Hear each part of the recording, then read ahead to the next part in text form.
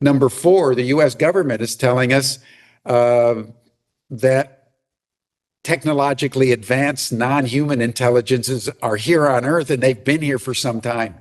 And this was the point of the Age of Disclosure that just came out, if people have seen it, a documentary by Dan Farah, where you had an array of senior intelligence and political figures of the US government basically stating there's zero doubt, ladies and gentlemen, basically the ETs are here. Yeah. So if you put those four data points together, what emerges are four intelligences. We have human intelligence, we have nature intelligence, we have artificial intelligence, and we've got cosmic intelligence. So what's up for humanity is essentially the realization that we're not alone and we can't make it alone.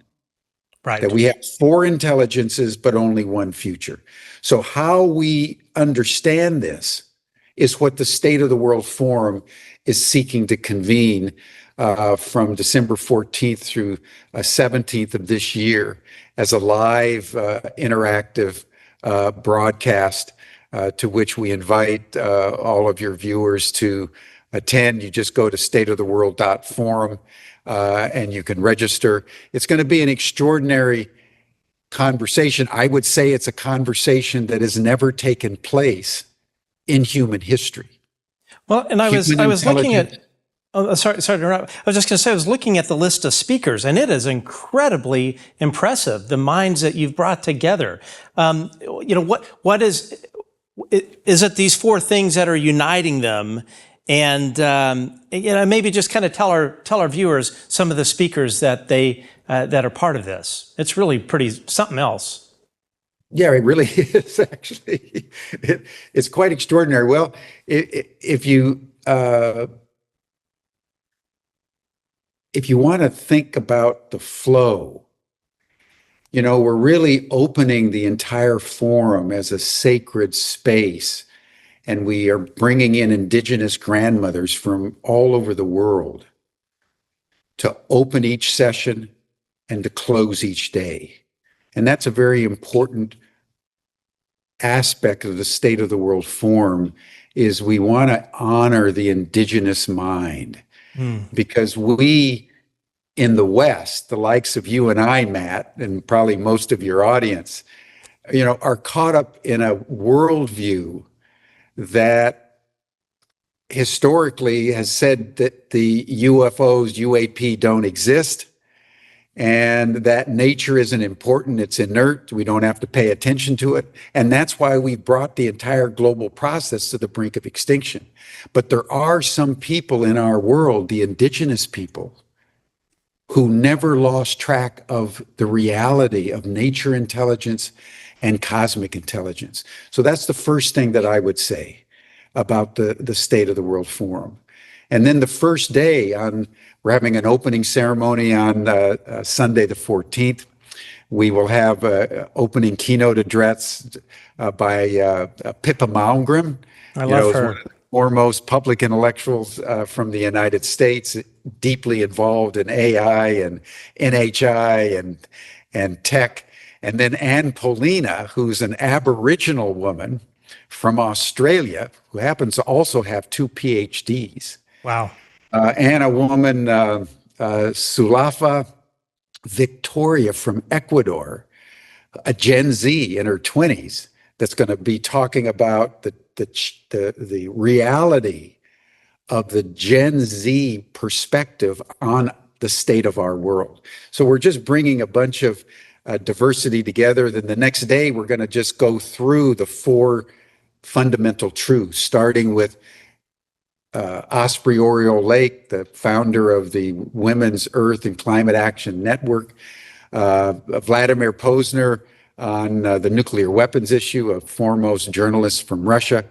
And then we're going to talk about the genocide in Gaza. We're going to talk about human trafficking. We're going to be talking about the deleterious effects of social media, cruelty to animals. So when you think of the first 2 data points of ecological collapse and instability at every level of human affairs, what we want to bring out as we begin our conversation is the human race has become essentially dysfunctional. Yes. We need a new paradigm.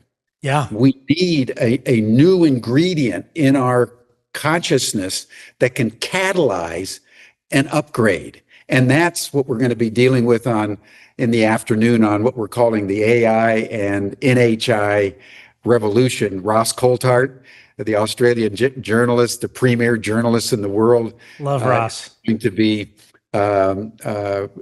moderating the panel. We're going to have Avi Loeb from Harvard talking about the 3-eye atlas. We're going to have Beatrice Valorio talking about her groundbreaking research indicating that there's a very deep statistical connection between the sightings of UFOs around the world and nuclear weapons testing between 1949 and 1956. So between 3-eye atlas and Beatrice Valorio's astronomical paper, that'll start the conversation, and we'll have various people commenting on that. And then in the second hour on that first day, we're going to take up an issue that is just beginning to emerge, and that is evidence around connection between AI and NHI. Wow. Okay. I mean, think that thought, everybody. Right. Thinking that maybe the ETs are here or UAP is real. But what happens when advanced non-human intelligence starts to connect with advanced artificial intelligence? Right. And so that's going to be a very, very dynamic conversation. And then the next day, we've got Veda Austin. We're going to be talking about how the intelligences meet. How does human, nature, artificial, cosmic intelligence, how do they interconnect? What does it mean for humans to learn the language of consciousness, to engage in intelligible communication with other species, other sentient beings? So we've got, for example, Gary Shapiro. He was the first scientist to develop a mechanism for communication between humans and the upper primates. In this case, it was the orangutans. We've got Veda Austin from New Zealand, who's going to be talking about her research with water and the capacity of humans to engage in intelligible communication with water. Again, think that thought. Think about creativity and the evidence that it's emerging that creativity doesn't come from inside us. It comes from the sun. It comes from the cosmos. It comes from external aspects of nature through us, and we mediate them, and then we have a creative thought. And look at the telepathy tapes with Kai Dickens on clairvoyance. And then in the afternoon, we're going to have an incredible conversation between Diane Hennessy Powell, who was the scientist behind the telepathy tapes and this research that autistic young people are brilliantly clairvoyant and mentally telepathic. And Rupert Sheldrake, we're going to have an opening dialogue with Rupert Sheldrake and Diane Hennessy. We've invited Kai Dickens. It's going to be an extraordinary opening dialogue on the question of how do we learn the language of consciousness? And then we've invited Dahlia and Ledoux Burgoyne, a mother and daughter who live in Utah, who are extraordinarily clairvoyant. And they're going to demonstrate mind sight and mental telepathy. Dahlia, you can put blindfolds on her and she can read the driver's license in your wallet in your back pocket. How does she do that?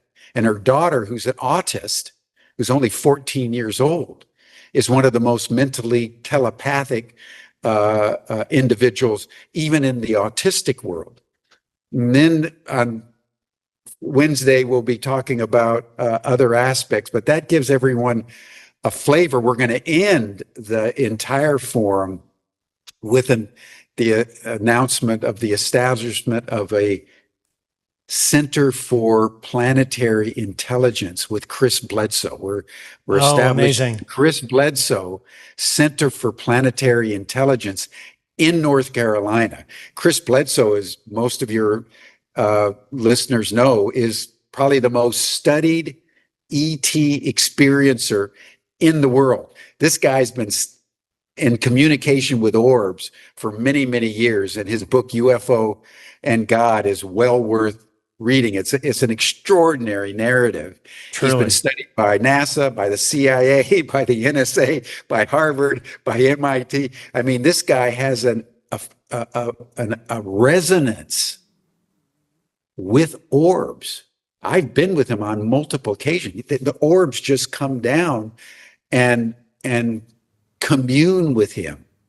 So we're establishing the Chris Bledsoe Center for Planetary Intelligence, where we can establish a research center for studying how these four intelligences need to be brought together, because we're way beyond the government of the United States thinking that they can control disclosure. 100%. Yeah, I couldn't agree with you more on that. Out there, Matt. Yeah, they're fooling themselves. Yeah. Exactly. Yeah. Exactly.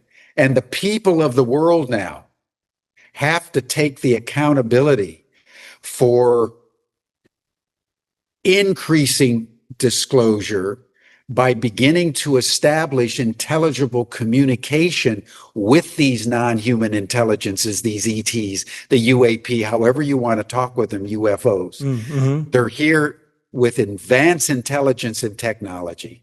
And we now have to take up the challenge of historic magnitude to learn how to engage in intelligible communication, not only with them, but with AI and with nature. And we take the position, in fact, that we will only regulate and tame AI, not through human effort, but by integrating AI into cosmic intelligence and nature intelligence. And this is where Beatrice Valoriol's research comes in, and the testimony of thousands and thousands of ET experiences from around the world. I don't believe, if I could make a comment on The Age of Disclosure, this documentary, almost every speaker was trying to craft disclosure and UAP contact as a national security issue because there's a potential threat. And I want to state as clearly as I possibly can, I don't believe that's true. I believe that the UAP, the UFO phenomenon, emerged in modern history at the moment when the United States ignited the atomic bombs in 1945. And if you listen to what John Mack had to say, what Kathleen Martin has to say, all the people that have done research on the people who've experienced direct encounters with these extraterrestrial beings, they've come to warn about our nuclear weapons and about our destruction of nature.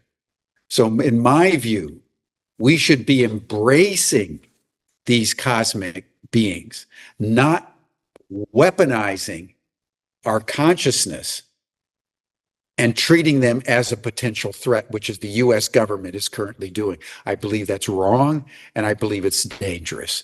And what the State of the World Forum is seeking to initiate is a whole different conversation around how we integrate with them, not resist and weaponize ourselves against them. They're here with benign intent, in our view. Yeah, I absolutely love this. I'm blown away. You know, of course, I went through the website and had a look, and as I mentioned, all of the names, or many of the names, I recognized, not all of them, but the brain trust that you've put together is just incredibly impressive. And I totally agree. You know, we are really at this crazy precipice that I don't think any of us could have envisioned all of these things kind of snowballing and coming together at once. The NHI issue, what's going on geopolitically in the world, what's going on with our current administration, the whole NHI issue. I mean, it is just mind-boggling. And I think what is really going to be great about this World Forum is everybody that I speak to, everybody is worried. Everybody is trying to sort of figure out what the end picture of these various puzzle pieces are going to be. And the fact that you're bringing all of these really, forward-thinking individuals, like Pippa Malmgren, she's a friend. I've had many long conversations with her. I mean, she's just brilliant. And Beatrice, who I just realized I've been mispronouncing her name a bunch of times when she's been on the show. So thanks for correcting me. I also butchered Tim Gallaudet's last name when he came on the show. But anyway, all joking, I tend to do that with guests. Yours is very easy to pronounce. But in all seriousness, everybody is on edge. Everybody is just, I think, incredibly frightened of what is just around the corner. So I'm just absolutely thrilled you've brought this back to 2025, again, December 14th through 17th. And where can folks sign up for this just amazing conference? Well, you just go to stateoftheworld.forum and you'll see our webpage, and you can register very, very easily.